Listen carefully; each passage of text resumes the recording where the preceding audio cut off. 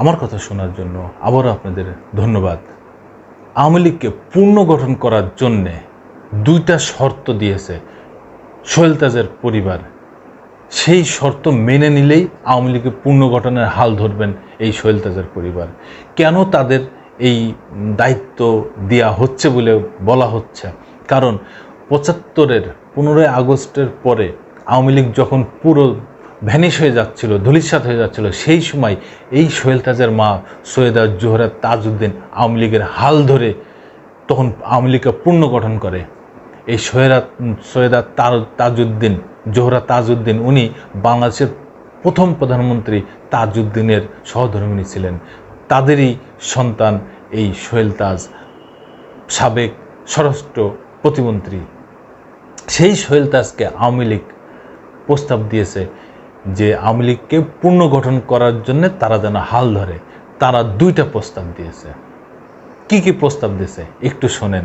এই প্রস্তাব কিন্তু আওয়ামী লীগ মেনে নেয়নি আর নেবেও না। আমি মনে করি তারা এই প্রস্তাব নেবে না, কারণ তাদের ভিতরে অনুশোচনা নেই।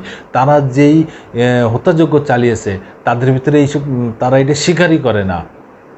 তারা যেই 15 বছর টাকা পাচার হয়েছে যেই দেশ থেকে, এই বাংলাদেশ থেকে, তারাও এটা স্বীকার করে না। কি আজব একটা ফ্যাসিস্ট দল। এই বিষয়ে মানবজমিন একটা নিউজ করছে, কি বলছে একটু শুনি। আওয়ামী লীগের পুনর্গঠন 2 শর্তে আটকে যায় সমঝোতার প্রস্তাব। 5ই আগস্ট শেখ হাসিনা দেশ ত্যাগ করে আশ্রয় নেন দিল্লি। দলের নেতাকর্মীরাও প্রাণ বাঁচাতে চলে যান আড়ালে। ডাকসাইট সাবেক মন্ত্রীদের বেশিরভাগ দেশের বাইরে, অনেকেই কারাগারে বা আত্মগোপনে। এই অবস্থায় আওয়ামী লীগের কী হবে? দলের হাল কে ধরবে? যদিও এখন পর্যন্ত আনুষ্ঠানিক কোনো ঘোষণা না হলেও শেখ হাসিনাই দলের সভানেত্রী হিসাবে দল চালাচ্ছেন। শেখ হাসিনার দেশ ত্যাগের পর থেকে আলোচনা আছে তাজউদ্দিন আহমেদের পরিবার থেকে কেউ দায়িত্ব নিতে পারেন আওয়ামী লীগের। বিশেষত সোহেল তাজের নাম চাওয়ার আছে। তাজউদ্দিন পরিবার ঘনিষ্ঠ সূত্রে জানা গেছে দলের দায়িত্ব নেওয়ার জন্য আওয়ামী লীগের শীর্ষ পর্যায় থেকে অনুরোধ জানানো হয়েছে।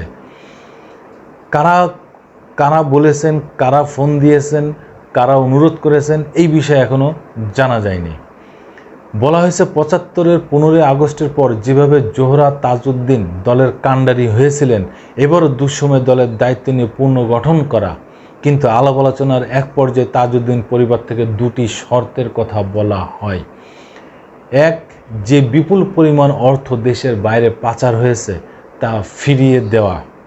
2, জুলাই আগস্টে নির্বিচারে যে ধরনের নির্যাতন চালানো হয়েছে, মানুষ হত্যা হয়েছে, তার জন্য জনগণের কাছে ক্ষমা চাওয়া।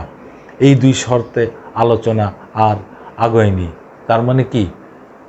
আওয়ামী লীগ এগুলো স্বীকারও করে না, যার কারণে আলোচনা আগাবো না আর তারা দায়িত্ব নেবেও না। তবে আওয়ামী লীগের ভিতরে যদি অনুশোচনা আসে, আওয়ামী লীগ যদি ক্ষমা চায়, এই জাতীয় তাদের ক্ষমা করে দিতে পারে, এই সরকারও তাদের ক্ষমা করে দিতে পারে, সোহেল তাজের পরিবার কিংবা সোহেল তাজও তাদের ক্ষমা করে দিতে পারে, সেটা সময়ের ব্যাপার। কিন্তু মূল ব্যাপার হচ্ছে দলের যে আওয়ামী লীগের যে সভানেত্রী শেখ হাসিনা থেকে শুরু করে তাদের যে নেতাকর্মী, কেউ এটা স্বীকার করে না। তারা বিভিন্ন সময় বিভিন্ন কথা আরও ফোনে ধ্বংসাত্মক কথাবার্তা বলতেছেন।